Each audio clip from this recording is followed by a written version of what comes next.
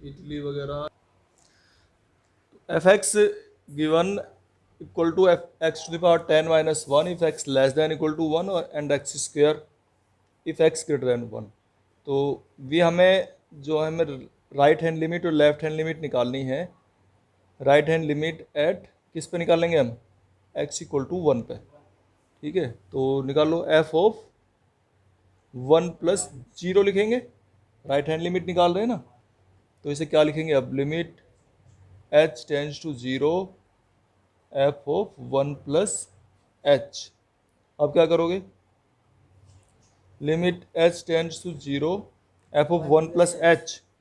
तो वन से ग्रेटर के लिए, वन से ग्रेटर के लिए देखो क्या है इसमें, ठीक है ना, वन से वन में प्लस हो रहा ना, तो वन से ग्रेटर के लिए कौन सा फंक्शन है ये, एक्स स्क्वेयर। तो इसमें रख लेंगे ये एक्स है हमारा, एक्स की जगह इसे रिप्लेस करेंगे, यानी कि one plus h whole square. और वन प्लस एच का होल स्क्वेयर इसमें से हम खोल लेंगे इसे, तो कितना आ जाएगा ये, one plus H square plus two H. ठीक है, अब रखते हैं एच की वैल्यू जीरो। तो जब एच की वैल्यू जीरो रखेंगे तो कितना जाएगा ये, वन। ठीक है, ये हमारी राइट हैंड लिमिट तो आ गई है वन। अब हम निकालते हैं इसकी left hand limit at x equal to one. तो लेफ्ट हैंड लिमिट निकालने के लिए क्या करेंगे, वन माइनस जीरो लिखेंगे और limit h tends to zero f of one minus h लिखेंगे। ये हमारा एक्स है, ठीक है, टोटल एक्स है। तो एक्स की जगह लेस देन के लिए इसमें रिप्लेस करेंगे यहाँ। तो क्या लिखोगे इसे, limit h tends to zero one minus h to the whole power 10 minus one.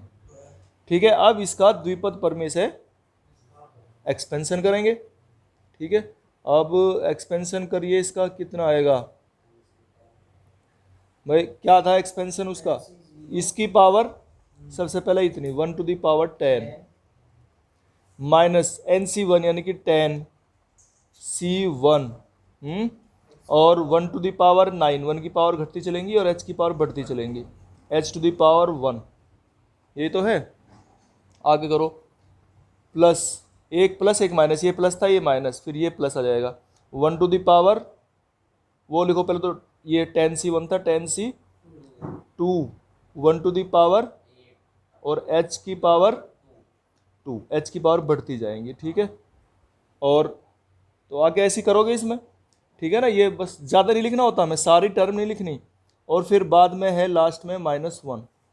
ठीक है, ये वाला माइनस वन पूरा नहीं लिखना इसका एक्सपेंशन, उसके में जरूरत भी नहीं है। अब एच इक्वल टू जीरो रख दो इसमें सारे में। तो जब एच इक्वल टू जीरो रखते चले जाएंगे, वन की पावर 10 तो वन ही आ गया, और इन सब में एच है, तो जब इन सब में एच है तो ये तो जीरो से मल्टीप्लाई होंगे सब खत्म, क्योंकि एच वाले हैं। तो यहाँ क्या बचेगा, वन, और वहाँ वो क्या बचेगा, माइनस वन, और वन माइनस वन क्या आ गया, जीरो। तो इस तरीके से भाई राइट हैंड लिमिट निकाल ली हमने, लेफ्ट हैंड लिमिट निकाल ली। अब हम निकालेंगे क्या, फंक्शन की वैल्यू कितने पे, वन पे। और फंक्शन की वैल्यू वन पे निकालेंगे तो निकालो भाई, इक्वल टू वन वाला जिसमें है उसमें रखेंगे हम। तो one to the power 10 minus one, ये कितना आ गया, वन माइनस वन, ये भी जीरो ही आ गया। लेकिन ये तो राइट हैंड लिमिट और लेफ्ट हैंड लिमिट ही इक्वल नहीं है, तो जब ये एग्जिस्ट नहीं करती, लिमिट एग्जिस्ट नहीं करती, तो कंटिन्यूस होने का मतलब ही नहीं है। तो लिख देंगे कि f one plus zero not equal to f one minus zero, the function is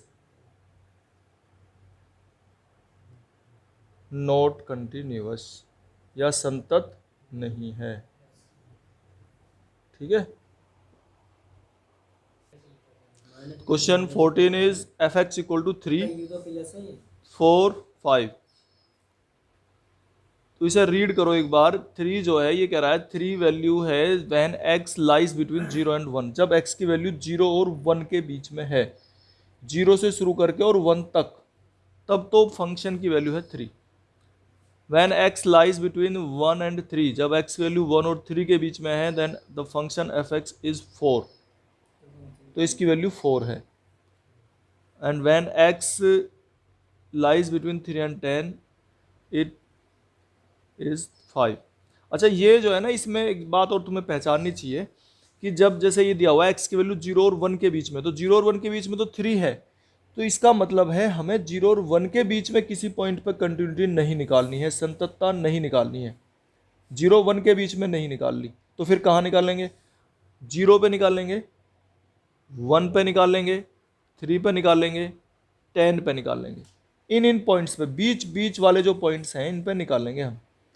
जैसे 0 और 1 के बीच में क्या लगे, किसी पॉइंट पे 0.5 पे 0.6 पे, उन पे नहीं निकालनी हमें। 1/2 पे 1/3 पे, वो भी इनके बीच में ही होते हैं, उन पे नहीं निकालनी। तो एक तो 0 पे निकालेंगे। अच्छा 0 पे भी निकालेंगे तो 0 से बड़े के लिए दिया हुआ है, 0 से छोटे के लिए यहाँ फंक्शन ही नहीं दिया, तो 0 से छोटे के लिए भी नहीं निकालेंगे हम, ठीक है ना। 0 - 0 यानी कि लेफ्ट हैंड साइड में नहीं निकालेंगे। ये जो बता रहा है बात, ये 0 से शुरू कर रहा है। अगर हम नंबर लाइन लें, इस पे 0 है यहाँ, ठीक है, तो ये 0 से शुरू करा यहाँ से, और 0 के राइट हैंड साइड में इधर इधर लेना है। 0 के राइट हैंड साइड में ले रहा है, लेफ्ट हैंड साइड में नहीं ले रहा। इसे दिया हुआ ही नहीं है फंक्शन। जब फंक्शन ही नहीं दिया तो हम कैसे निकाल लेंगे इस? और यहाँ पर अगर हम यहाँ चलें आगे बढ़ के, भाई 0 फिर 1 फिर ये 3 है आगे, और फिर आगे चल के 10 है कहीं, और 10 पे भी हम 10 से आगे नहीं दिया हुआ है, 10 से कम ही कम पे दिया हुआ है, यानी कि 9 पे 8 पे ये फंक्शन दिया हुआ है 5। तो हम 10 के लेफ्ट हैंड साइड में निकालेंगे, इधर 10 के लेफ्ट हैंड साइड में निकालेंगे, 0 के राइट हैंड साइड में निकालेंगे लिमिट, ठीक है। तो अब हम शुरू कर रहे हैं इसे। तो राइट हैंड लिमिट निकालेंगे हम, देखो 0 के राइट हैंड लिमिट निकालेंगे, लेफ्ट नहीं निकालेंगे। तो right hand limit at x = 0, तो f ऑफ 0 + 0, और इसको लेंगे हम f ऑफ 0 + h, ठीक है। अब से 0 + h लेंगे, तो आगे करो, इसे कैसे सोल्व करोगे बताओ। ये हो गया limit h tends to 0, 0 + h तो h ही हो गया। चलो अब फंक्शन की वैल्यू क्या है, 0 या 0 से बड़ा जो भी फंक्शन है उसकी वैल्यू कितनी है, 3, तो इसकी वैल्यू तो 3 आ जाएगी। और फंक्शन की वैल्यू 0 पे कितनी है, 0 पे क्या है फंक्शन की वैल्यू, 3, क्योंकि इक्वल का निशान है यहाँ, तो इस पे वैल्यू भी 3 है। तो इसका मतलब 0 के राइट हैंड साइड में फंक्शन कंटिन्यूअस है, दोनों वैल्यू इक्वल आ रही हैं। यहाँ हम लेफ्ट हैंड लिमिट नहीं निकालेंगे, बताए। हाँ, तो यहाँ हम केवल राइट हैंड लिमिट ही निकालेंगे, लेफ्ट नहीं निकालेंगे। बताया ना क्यों नहीं निकालेंगे, है ना, क्योंकि लेफ्ट में दिया ही नहीं है फंक्शन, 0 के इधर तो फंक्शन ही नहीं है। जब नहीं है तो हम अपने आप से कैसे मान लें कुछ भी, तो इसलिए 0 के राइट हैंड साइड में निकाल ली हमने लिमिट। तो यहाँ कह देंगे कि द फंक्शन इज कंटिन्यूअस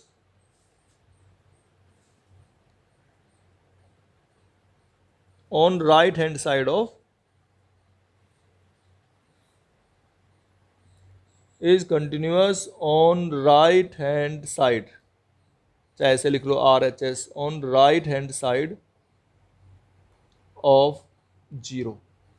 0 के हिंदी में लिखोगे 0 के दाईं तरफ, राइट साइड में फंक्शन कंटिन्यूअस है, ठीक है। ये तो हमने 0 का देख लिया। अब हम इसके बाद देखेंगे 1 पे, ठीक है, सवाल बड़ा है ये। तो देखो ये, अब हम इस पे लिखेंगे राइट हैंड लिमिट। देखो यहाँ 1 के लिए दोनों तरफ दिया हुआ है फंक्शन, 1 के राइट साइड में भी फंक्शन दिया है, लेफ्ट में भी फंक्शन दिया है, तो 1 के लिए दोनों लिमिट निकालेंगे हम, लेफ्ट हैंड भी और राइट हैंड भी, और फंक्शन की वैल्यू भी। तो यहाँ पूरा क्वेश्चन हमें करना पड़ेगा। तो right hand limit at x = 1, अब 1 पे निकालेंगे तो f ऑफ 1 + 0, तो क्या निकालेंगे, limit h tends to 0 f of 1 + h। अब ये x हो गया। 1 से बड़े के लिए फंक्शन क्या है, 1 से बड़े के लिए फंक्शन की वैल्यू है 4, तो डायरेक्ट लिख देंगे, ये तो वैल्यू हमारी 4 आ ही रही है, ठीक है। फिर नेक्स्ट करेंगे इसे। अब लेफ्ट हैंड लिमिट निकालेंगे हम, left hand limit at x = 1, तो f ऑफ 1 - 0 लेंगे, ठीक है, और ये limit h tends to 0 f of 1 - h, 1 से कम, 1 से कम के लिए क्या है फंक्शन की वैल्यू, 1 से कम, तो 1 से कम के लिए फंक्शन की वैल्यू है 3, तो ये दोनों इक्वल ही नहीं आ रही। जब राइट हैंड लिमिट और लेफ्ट हैंड लिमिट यहाँ इक्वल नहीं है तो इसका मतलब फंक्शन कंटिन्यूअस है ही नहीं। ठीक है ना, तो लिख देंगे function is not continuous, is not continuous eight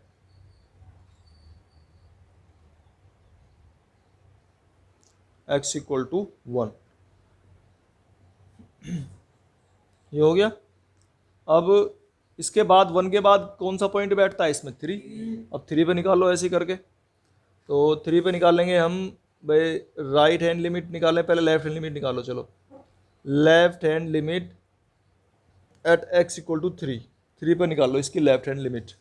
जब 3 पे लेफ्ट हैंड लिमिट निकालेंगे तो f of 3 plus 3 minus left निकाल रहे हैं ना, तो माइनस में निकाल लेंगे, और limit h tends to 0 f of 3 minus h. तो 3 माइनस एच के लिए जब निकालेंगे तो क्या करेंगे हम भाई, ये लिखेंगे हम limit h tends to 0 3 minus h, यानी कि 3 से कम। 3 से कम के लिए फंक्शन क्या है? ये है 3 से कम, लेस देन 3। तो लेस देन 3 की वैल्यू कितनी है? 4 है ये वैल्यू। तो ये तो वैल्यू 4 आ गई, या यहीं लिख दो, चलो ये 4 आ गई। ठीक है, तो जब ये वैल्यू 4 आ गई तो अब आगे निकालते हैं हम राइट हैंड लिमिट।